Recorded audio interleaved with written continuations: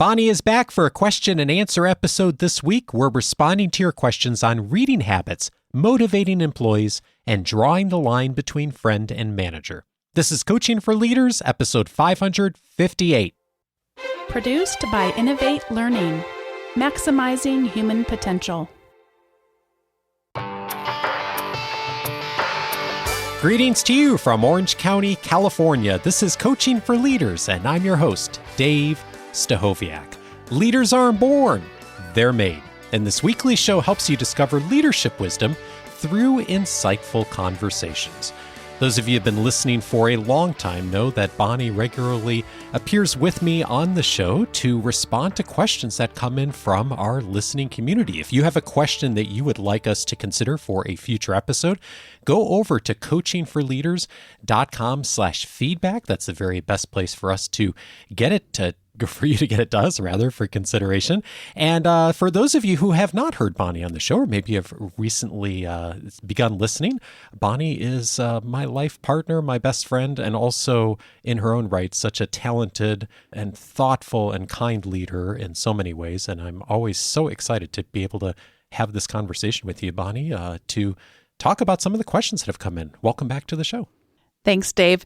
You know how they say that time has lost all meaning in the pandemic? Yes, I do.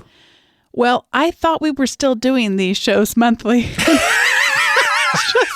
I'm not sure how my brain would have thought that, but it did seem like it had been a while, but I just didn't realize it had been a while that you had changed the schedule on me. But I am ready for these questions. In fact, we have a question from Lucas. Are you ready for Lucas's question? I'm ready, but I was going to mention what you just said. First of all, you haven't been on the show since the 10-year anniversary, so thank you so much for all of the things. I mean, I've thanked you obviously in person, but on the air, thank you for everything.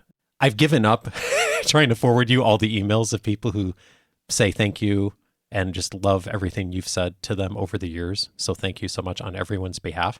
And yes, I did change the schedule and didn't tell you. And the reason is, like everyone else, we had this perfectly tuned schedule. At least it seemed like it now looking back on how we were doing episodes. And many of you remember we used to do monthly episodes at the beginning of every month of Q&A. And then the pandemic hit and our schedules got crazy. And all of a sudden, a couple of months had gone by and your schedule got crazy. And we had so many interviews that started coming in for the show. And I just kind of decided, well, let's do it quarterly. And then all of a sudden, we were going quarterly. So yeah, here we go. Anyway, so let's just go for it. Here we go. First question from Lucas, huh? Lucas writes, I'm in the midst of a major transition in my working life, moving into the CEO role at my company next year. I feel like there's so much to learn, and I've been spending time during the last few years reading, listening, to take in as much as I can.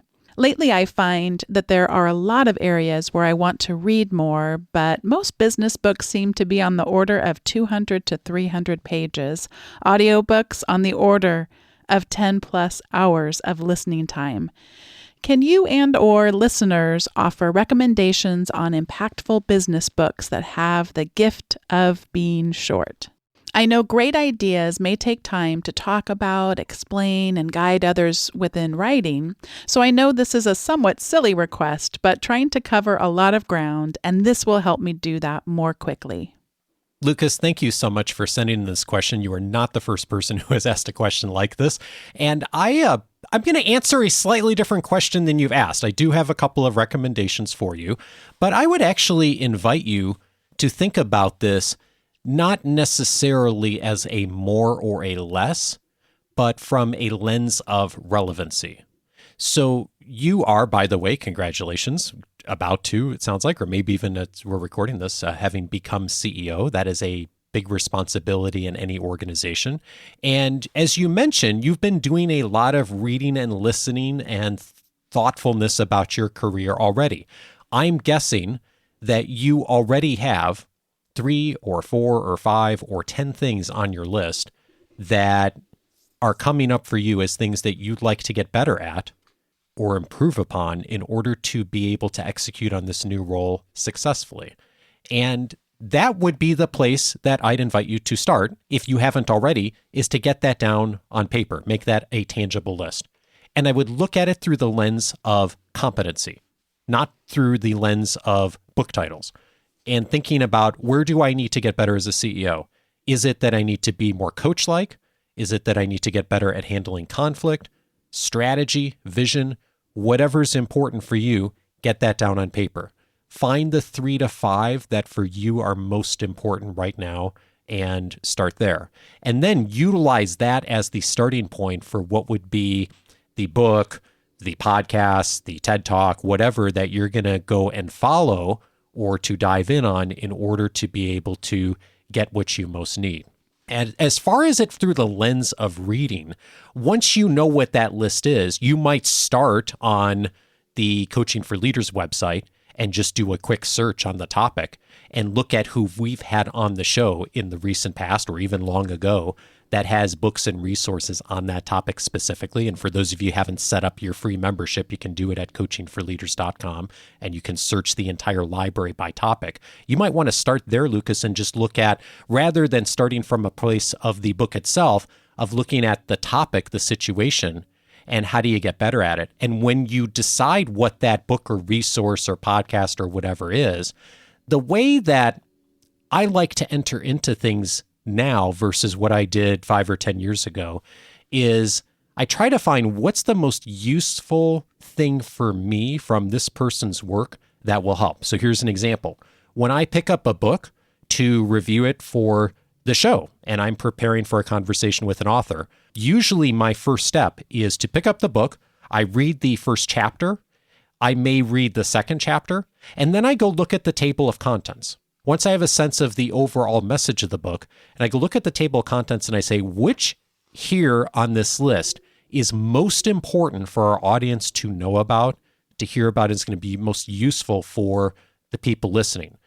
Not that the rest of the book isn't most useful, but based on what I'm hearing, what I know people are dealing with, what I'm hearing from our Academy members, where can I zero in that's going to be most helpful?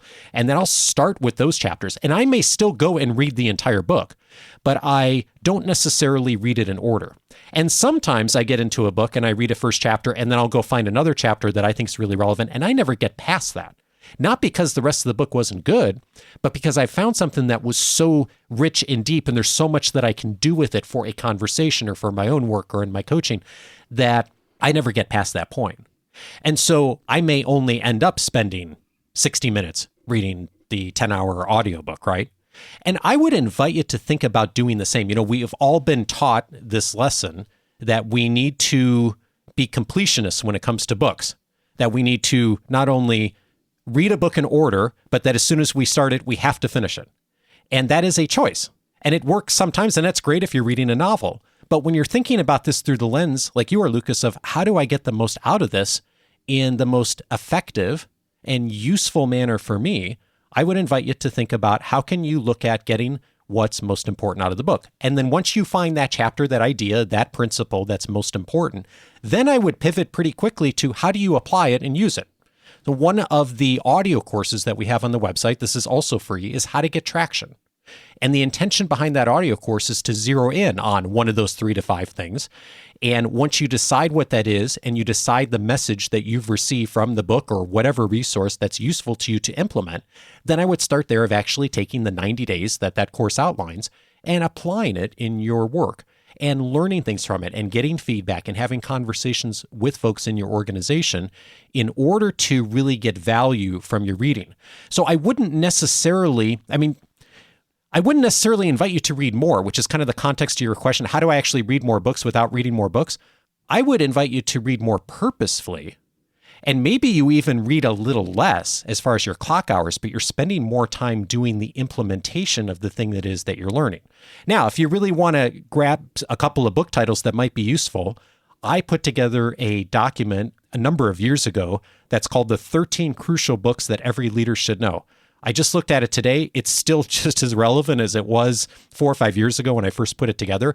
Everyone can access it for free at coachingforleaders.com/crucial. So if you go there, Lucas, you'll see a list of a bunch of books that I think almost every leader will benefit from. You might use one of those as your starting point for beginning to dive in on what's next.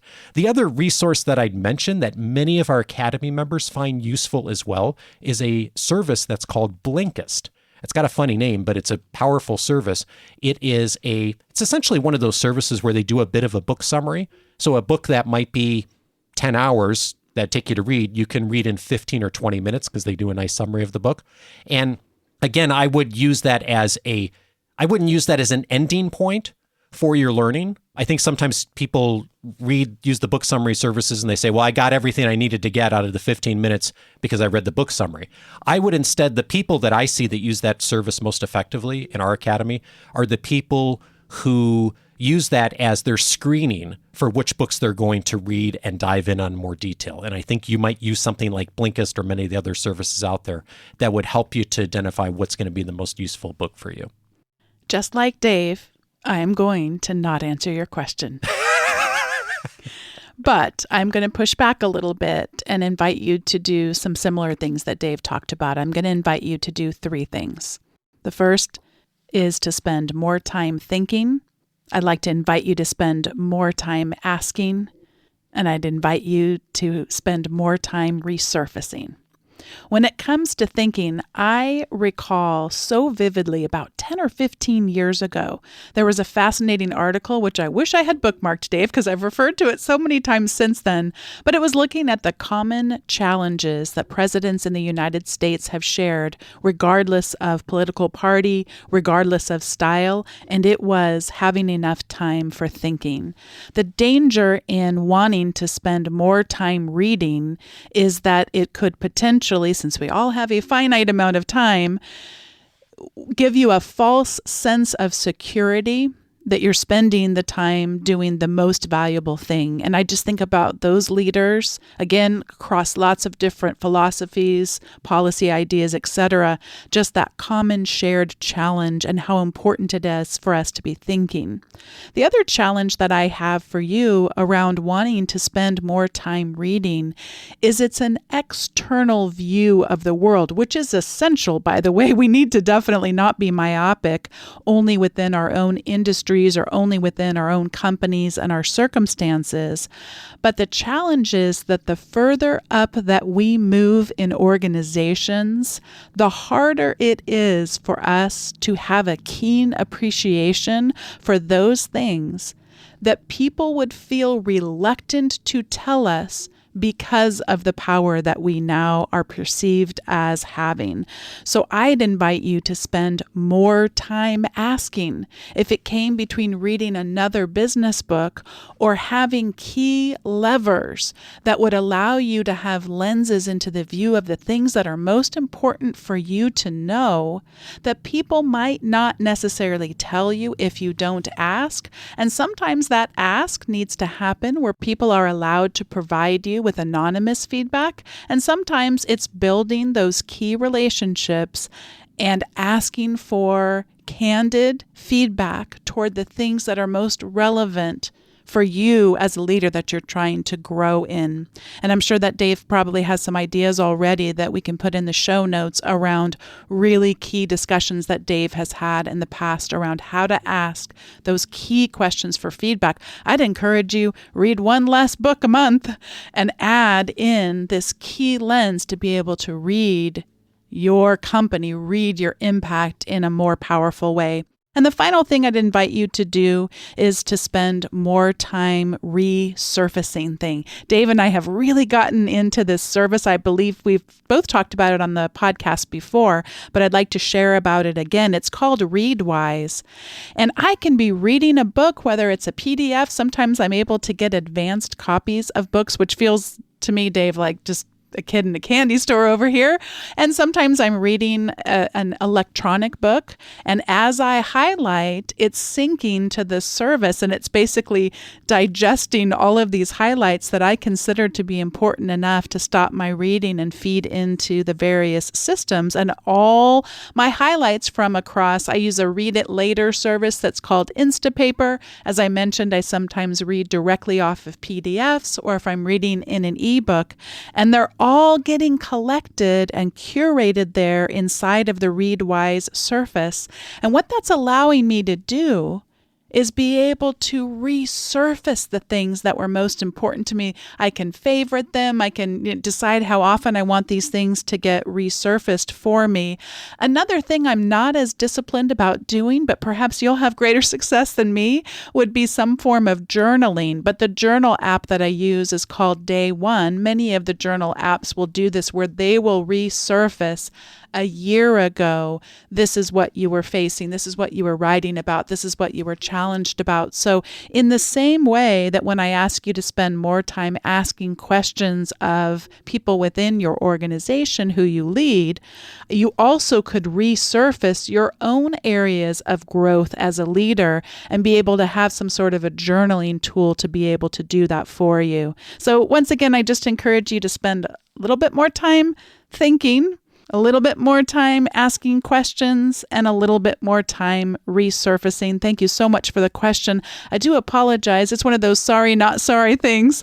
I feel like I read sometimes, and if I'm not actually going to do something with it, it's not going to be a great use of time. And you've got so much on your plate now in this major leadership opportunity. And congratulations again on becoming CEO. And reading's like so much fun to dive in and get into the details when you're doing it for entertainment. But when from a practical business standpoint, sometimes it makes sense to like not necessarily just go from start to finish, like you said, Bonni.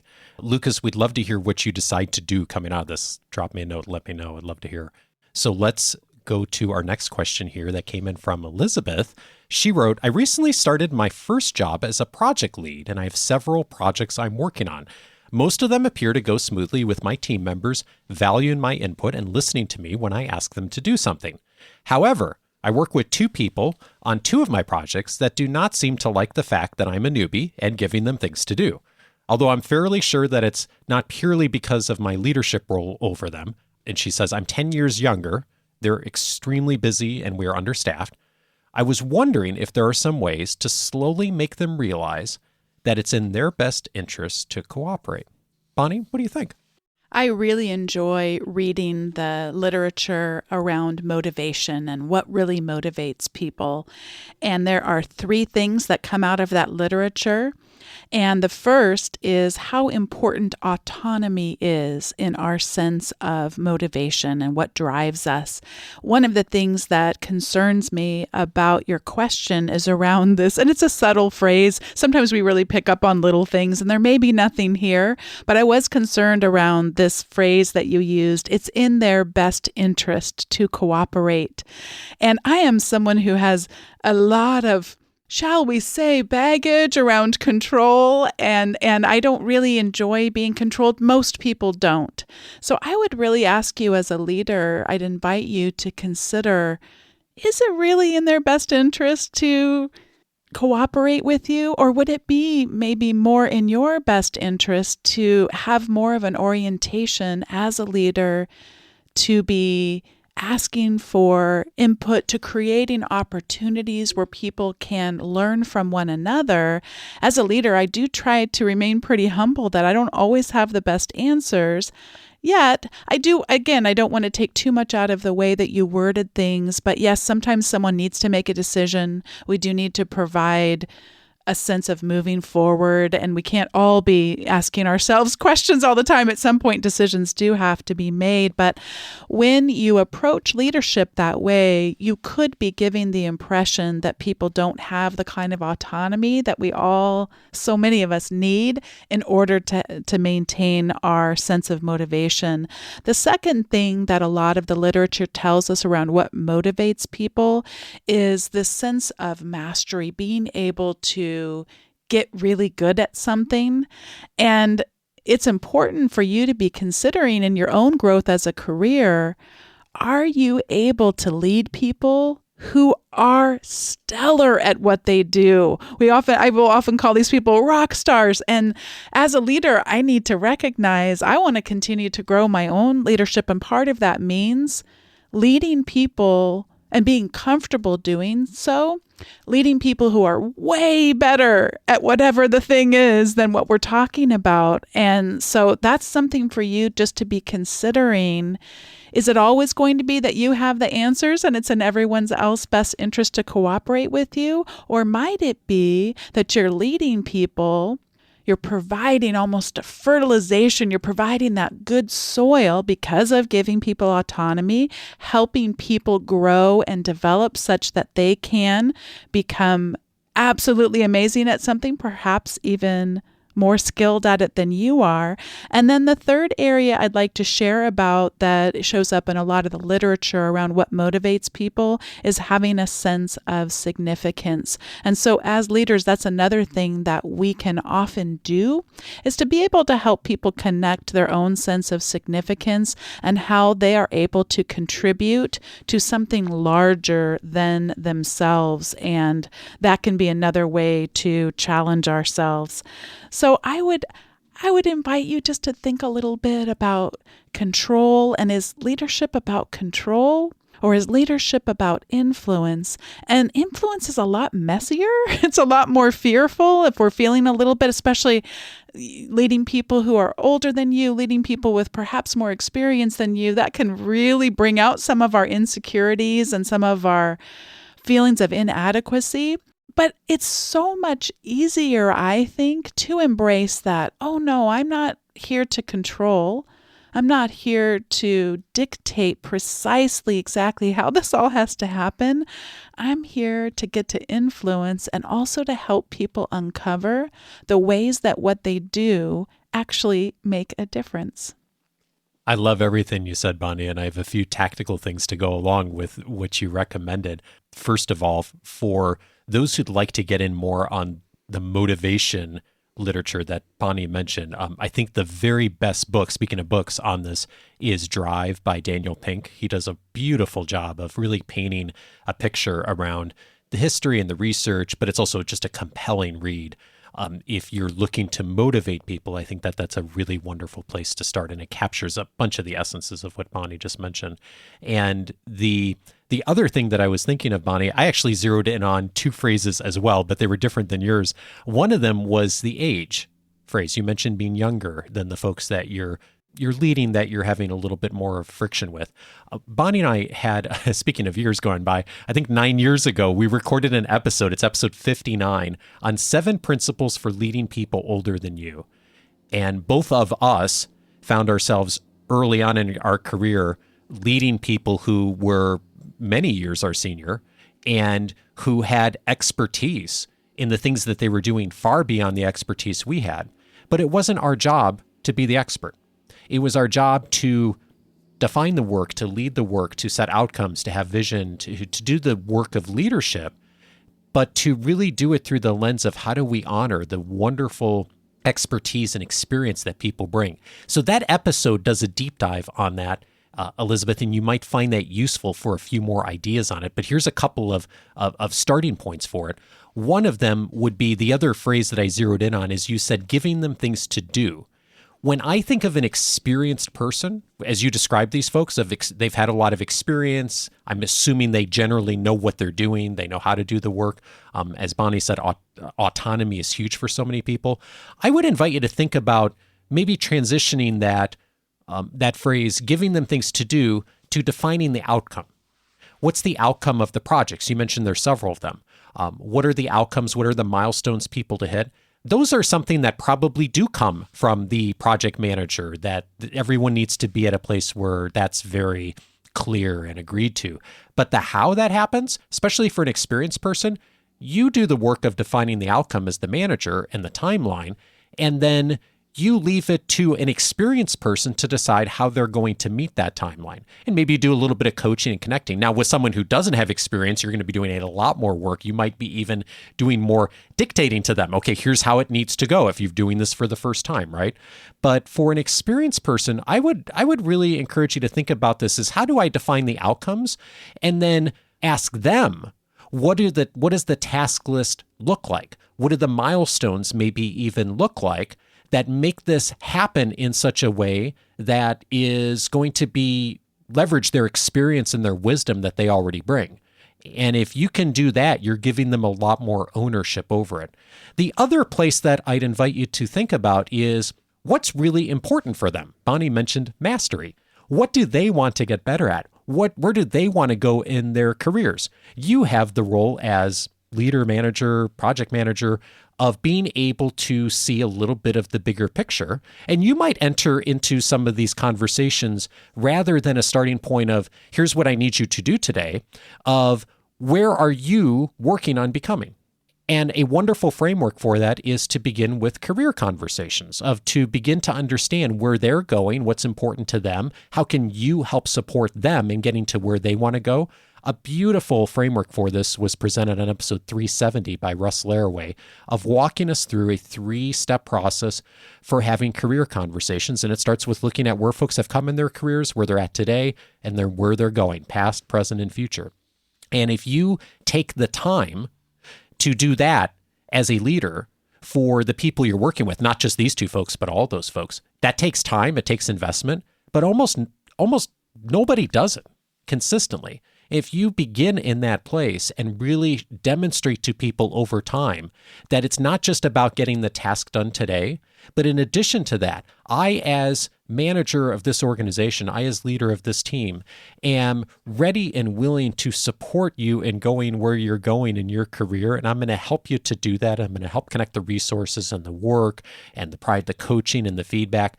Then all of a sudden you're doing that in the context of what's important to them. And that, from a long term, is going to get you to a place, I think, that will be way beyond just today's task list, way beyond. Yes, all those things will still be there, but you're doing it in the context of something even larger. So I hope that in there, Elizabeth, is a starting point for you. Pick one of those things that you may begin with.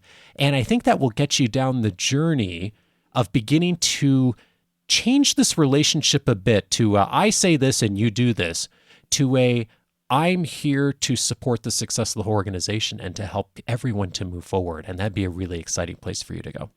This next question comes from Beth. Beth writes, I'm a new manager and struggling with drawing the line of being a friend and a manager. I want them to feel as if they can be open with me, but I also need a level of respect and professionalism. I find some of my direct reports will try including me in office gossip and daily tasks that they're responsible for.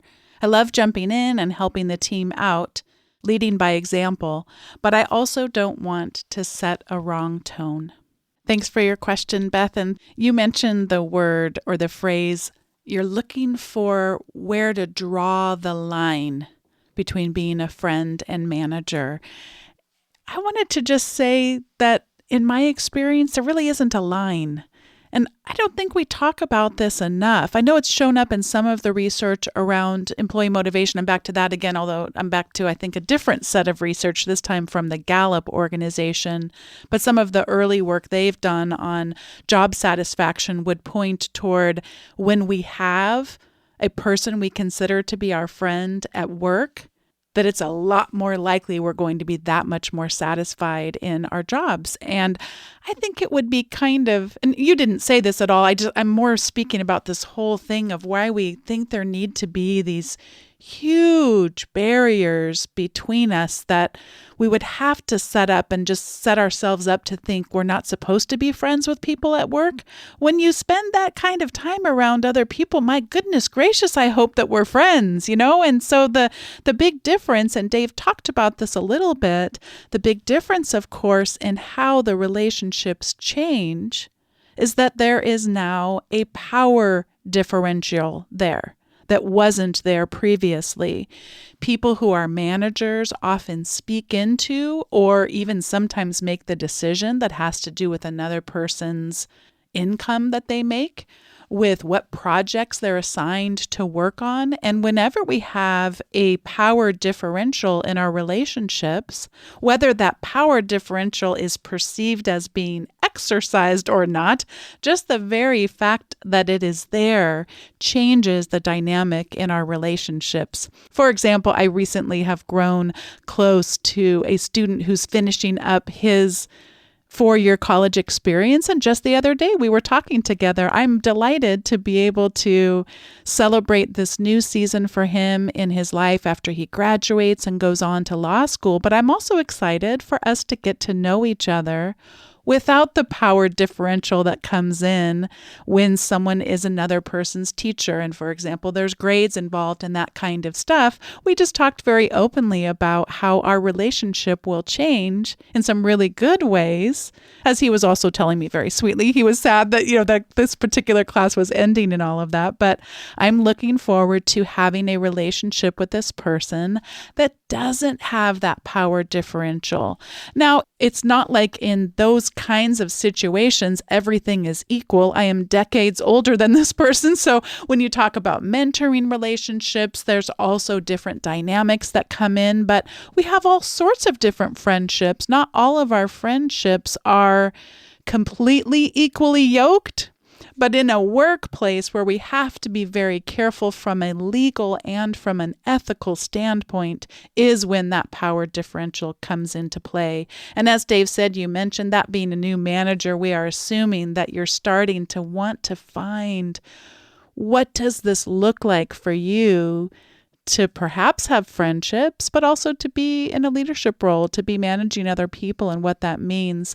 I would say that since this is new for you, Beth, I personally wouldn't sit down and want to have a lot of conversations about how now everything has to be different and you're in charge now. And so you're expecting respect and professionalism from other people and you can't do those things that you used to do. And again, you didn't say those words, but recognize that sitting down and instantly having a hard cutoff. I am formally reminding you that I am now in charge of you, and so therefore I need professionalism and respect, isn't going to go down really well. Instead, what it could look like is spending more time up front thinking about what this is like for you and noticing some of the differences. Dave encouraged you to think through what are those new boundaries. A person can set boundaries without making a huge proclamation about it. You could just choose to have somewhere else you needed to be as office gossip was coming up. You don't necessarily have to take corrective action. You don't have to express what it is you are doing. In fact, I would caution you because you know what? We're all going to get this wrong. I've been at this a long time and I still know I'm quite capable of getting things wrong. So since it's new to you, I'm going to use a horseback riding analogy here. Since you're just kind of getting on this particular horse, rather than doing a lot of outward expressions of those things, I would try to get a feel of the ride, make some mistakes without necessarily outwardly expressing what you're doing. Just experiment a little bit. Do some writing, some reflective writing. Think a little bit about it. Personally, I don't know that I would go out there and start to talk a lot about these boundaries. You could actually enact them without saying a word to anyone. And by the way, as a side note, wouldn't we all be better off if we did a little less office gossip? Not necessarily because we were in power or control, but just because it's not a great activity to participate in, and doing it from that standpoint, but deciding what the boundaries are from an inward standpoint first before you then started to go public with some of these boundaries that you'd like to set.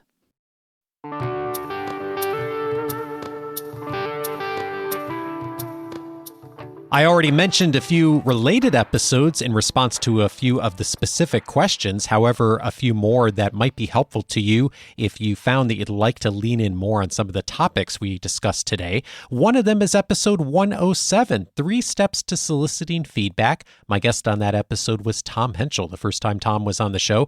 Bonni mentioned earlier in this conversation the value in soliciting feedback and having a good model for that. Episode 107, a 3-step process from Tom on exactly what you can do step by step to begin to solicit feedback inside your organization and from your team. I'd also recommend episode 233, How to Make Deep Work Happen with Cal Newport. Cal is the author of the very popular book, Deep Work and the Principles Behind Deep Work. And as Bonni said earlier in our response to Lucas's question, the importance of taking time to think and set aside time for that deep work. Cal in episode 233 really walks us through the principles for the importance of that, but also the how-to in detail. So find that episode for a lot more there. I'd also recommend episode 435, Tying Leadership development to business results. Mark Allen was my guest on that episode. We talked about the importance of leadership development being very practical. And that episode, Mark challenges us to spend 70% of our time, he calls it the 70-20-10 rule, 70% of our time focused on practical application, learning on the job, as they say, 20% of time coaching and mentoring, and 10% classroom instruction. Most of us do all three of those things. We just often have those percentages way out of whack. We may spend 60 or 70% of our time just doing the reading, the classroom pieces, doing some coaching and mentoring, and maybe not actually going and practically applying what we're learning. Episode 435, a roadmap for exactly how to think about that for yourself, but also for the larger organization. And then finally, I'd recommend episode 532, how to help people thrive. Jim Harder was my guest on that episode. He's at Gallup. We talked about some of the recent research that Gallup has surfaced around employee engagement, motivation. A lot of that is covered in the motivation work, as I mentioned earlier, from Daniel Pink and Drive. But obviously, it's been a number of years since that book was written, and a lot of the recent data that's coming out of Gallup, there's some interesting parallels, but also some recent context that's important for all of us. Episode 532 is a very recent look at some of the key data, and where you can begin with it. All of those episodes you can find on the coachingforleaders.com website. As I mentioned earlier, if you haven't set up your free membership, I'm inviting you to do that. That'll give you the access to the entire library, searchable by topic for every episode since 2011. You can find the things that are most relevant to you and begin with those episodes and those resources so that it really drives your leadership development today. In addition, you'll get access to my weekly leadership guide that comes each week with all of the notes and links from every episode, plus all of the things I've been finding for you. And as I mentioned on this episode, there's a number of audio courses that are also available for free on the website, coachingforleaders.com. To set up your free membership, you'll get access to everything in there, plus a ton more. Next week, I'm so glad to welcome back Muriel Wilkins to the show. She is the host of the Coaching Real Leaders podcast from Harvard Business Review. She's returning to do a little something different next week. Muriel and I are going to be reflecting on some of the recent trends that we're seeing and hearing from our work with leaders. Join us for an insight into what we're hearing right now next Monday. Have a great week, and we'll see you then.